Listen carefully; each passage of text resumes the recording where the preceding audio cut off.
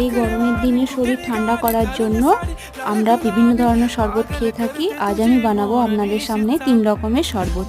চলুন দেখে নেওয়া যাক শরবত আমি কীভাবে বানাই। সমস্ত উপকরণ আমি গুছিয়ে নিয়েছি। এখানে পুদিনা পাতাকে 8 থেকে 10টা আমি বেটে নিয়েছি, আর একটা গ্লাসের মধ্যে 6 থেকে 7টা বাতাসা দিয়েছি, হাফ চামচ মতো বিট লবণ দিলাম, ঠান্ডা জল দিয়েছি, কয়েকটা বরফের টুকরো দেব, আর চাট মশলা দিলাম। উপর থেকে একটা লেবু আধখানা আমি রস নিংড়ে দিলাম। হয়ে গেল আমার প্রথম গ্লাস।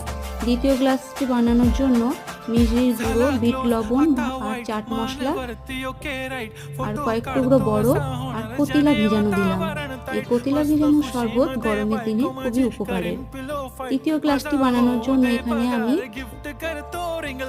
জলজিরা নিয়েছি, চাট মশলা দিলাম, কয়েক টুকরো বরফ দিলাম আর লেবু রস দিলাম। জিরা দেওয়া শরবতের গ্লাস